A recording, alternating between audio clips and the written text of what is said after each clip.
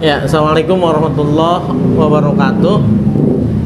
Sahabat pembelajar, pada kesempatan ini kita akan mendiskusikan mengenai aliran besar dalam pemikiran hukum, yaitu aliran positivisme hukum. Nah, yang pertama tentu saya ingin menjelaskan latar belakang lahirnya aliran positivisme hukum. Latar belakang aliran tertentu itu penting disampaikan karena akan mudah kita memahami mengapa aliran besar itu lahir. Aliran positivisme hukum itu lahir di latar belakangi oleh adanya perubahan besar, terutama terjadi di Eropa, khususnya juga di Perancis, ketika ada revolusi yang menentang kekuasaan raja yang feodal gitu ya. Jadi Raja Louis dan beberapa kerajaan lain di Eropa pada saat itu sedang ditentang. Itu yang pertama. Yang kedua, itu karena lahir juga pemikiran secara umum, filsafat mengenai positivis itu. Segala sesuatunya yang semula misalnya berlatar dari desain atau cara berpikir yang deduktif, cara berpikir yang ilmiah, tetapi berdasar pada rasio manusia semata, lalu pada saatnya itu muncul pemikiran positivisme. Jadi segala sesuatunya harus dibuktikan secara empiris. Nah, dua hal yang besar ini, adanya pergolakan penentangan feodalisme oleh berbagai lapisan kelas menengah di Eropa di satu sisi, dengan lahirnya pemikiran positivis di sisi lain, itu melahirkan aliran besar dalam filsafat hukum, yaitu aliran positivisme hukum. Nah, yang pertama tentu akan saya jelaskan apa sih positivisme hukum itu. Positivisme hukum oleh banyak pemikiran, oleh banyak pandangan disebut sebagai aliran yang memisahkan secara tegas antara positivisme hukum itu, saya ulangi, aliran yang memisahkan secara tegas antara hukum yang seharusnya dengan hukum dalam kenyataan. Nah, hukum dalam kenyataan ini yang kemudian disebut dengan positivisme hukum. Kemudian yang kedua, aliran ini juga mencoba memisahkan antara hukum sebagai doktrin, hukum sebagai hukum, dan unsur-unsur non-hukum. Kemudian yang berikutnya, positivisme hukum penandanya adalah ia lebih mengedepankan hukum yang tertulis. Jika selama ini kita menyebut hukum sebagai ius, jadi hukum ius itu, hukum dalam pemahaman ius, itu lebih pada hukum yang tidak hanya tertulis, termasuk juga hukum yang tidak tertulis. Tetapi di positivisme hukum ini, maka hukum yang tertulis yang lebih dikedepankan. Ius kemudian bergeser menjadi lex atau lege gitu ya. Hukum berubah kemudian bergeser menjadi yang tertulis saja. Bahkan jauh di antara positivisme itu, yang paling radikal lah begitu, ada aliran pemikiran namanya legisme. Aliran legisme itu, hukum disebut hukum kalau dia undang-undang, kalau dia yang tertulis.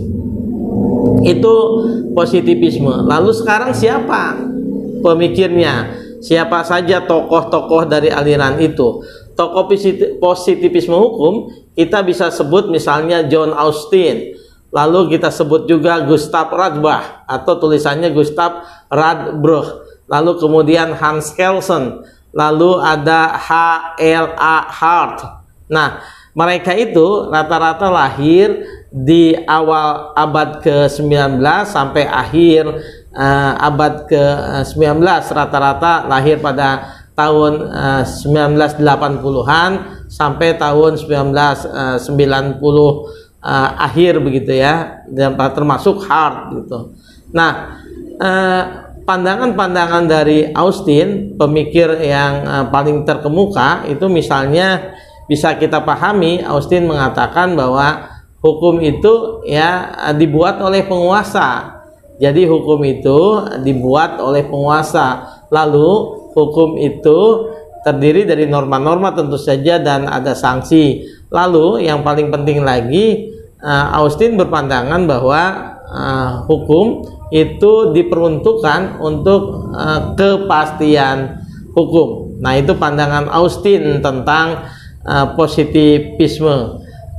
Tokoh lainnya di samping yang tadi saya sebutkan, di samping misalnya John Austin, itu ada pemikir Hans Kelsen. Jadi kalau tadi Austin mengatakan bahwa hukum itu atau sumber hukum itu adalah kekuasaan yang tertinggi, jadi sumber hukum adalah kekuasaan tertinggi dalam negara, maka kemudian Austin mengartikan ilmu hukum dalam arti luas atau jurisprudence itu sebagai teori hukum positif saja, atau oleh Austin dipandang karena cara berpikir Austin yang positifis, yang mengatakan bahwa hukum itu dibuat oleh negara dan hukum untuk menjamin kepastian hukum, maka kemudian ilmu hukum atau jurisprudence itu adalah teori hukum positif. Nah, berbeda dengan Austin yang sama-sama pemikir di aliran filsafat hukum positivisme, hukum itu ada namanya Hans Kelsen. Kita akan coba bahas apa positivisme hukum menurut Kelsen. Saya ulangi ya, Hans Kelsen adalah penganut positivisme hukum yang paling tidak ia menyebutkan ada teori yang paling sangat terkenal, yaitu teori hukum murni. Nah, teori hukum murni dalam teorinya ini, dalam teori Kelsen ini, ia mengatakan bahwa pembentukan hukum itu harus dibebaskan dari anasir-anasir di luar hukum, yaitu psikologi, sosiologi, kemudian sejarah, politik, dan sebagainya. Bahkan menurut Kelsen, hukum itu juga harus dipisahkan dari etika. Nah, pandangan Kelsen ini mempengaruhi juga banyak pandangan-pandangan di dunia. Kelsen juga mempunyai teori lain selain teori hukum murni, yaitu teori hierarki peraturan perundang-undangan atau hierarki norma yang disebut dengan Steubenbauer's theory. Jadi teori yang berjenjang, bahwa norma satu itu dipengaruhi oleh norma atasnya, norma atas dipengaruhi oleh norma atasnya lagi, norma atasnya dipengaruhi oleh norma atasnya, dan yang paling tinggi itu namanya Grundnorm, yang setelah itu tidak ada lagi sumbernya atau bersumbernya dari apa. Dari mana Grundnorm itu? Itu ada dengan sendirinya karena kesepakatan masyarakat. Teori-teori ini, baik teori Austin maupun terutama teori Hans Kelsen, juga mempengaruhi cara pandang pemikir Indonesia yang menyebutkan bahwa hukum itu berbentuk hierarkis, peraturan perundang-undangan misalnya ada jenjang naiknya begitu. Ada norma yang paling bawah sampai norma paling atas, dan di atasnya itu ada Pancasila sebagai sumber dari segala sumber hukum. Berbicara Pancasila sendiri, sebetulnya kita dipengaruhi hukum kodrat sebagaimana yang saya sudah sampaikan di pertemuan di video sebelumnya. Tetapi ketika bicara tentang hierarki norma, maka pengaruh Hans Kelsen yang kemudian diperbaiki, disempurnakan oleh Hans Nawiaski, murid dari Kelsen, bahwa ada Grundnorm, itu juga ada Staatsfundamental Norm. Kalau di kita misalnya ada undang-undang dasar, ada ketetapan MPR, ada undang-undang, ada peraturan pemerintah pengganti undang-undang, ada peraturan pemerintah, ada peraturan presiden. Disinilah kemudian pengaruh positivisme hukum juga nampak di Indonesia. Pengaruh lainnya positivisme hukum itu, dan ini sangat mempengaruhi sistem hukum di Indonesia, penegakan hukum di Indonesia, misalnya diadopsinya pandangan legisme hukum, pandangan yang menyebutkan bahwa terutama teman-teman di hukum pidana yang paling sangat mengenal istilah dari pasal 1 KUHP, tidak ada perbuatan yang dapat dipidana kecuali sudah ada aturan pidana lebih dahulu. Pandangan itu dalam bahasa aslinya tiada pidana tanpa pemidanaan.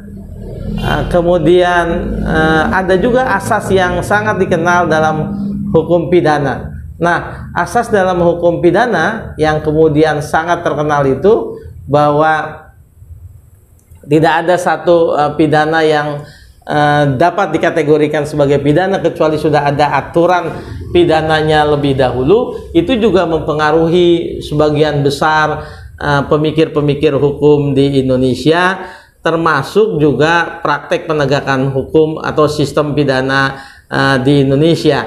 Sahabat pembelajar, nanti ketika belajar atau yang sudah belajar hukum pidana akan paham sekali ketentuan pasal 1 ayat 1 Kitab Undang-Undang Hukum Pidana itu menjadi dasar bagi cara pandang masyarakat atau penegakan hukum di Indonesia.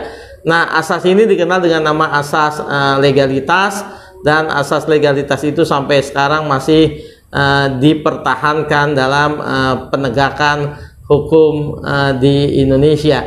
Sahabat, saya ingin soal asas legalitas ini kita akan bahas dalam satu kesempatan yang khusus, karena asas ini berasal dari asas Greenstreet Sounder School, kemudian diformulasi ke dalam Kitab Undang-Undang Hukum Pidana Belanda, Wetboek van Strafrecht, dan kemudian diadopsi dengan asas konkordasi dalam sistem hukum pidana Indonesia. Sahabat, saya pikir itu nanti kita bisa bertemu dalam kesempatan yang lebih khusus menyebutkan soal asas legalitas yang sangat terkenal itu dan pengaruhnya dalam penegakan hukum di Indonesia.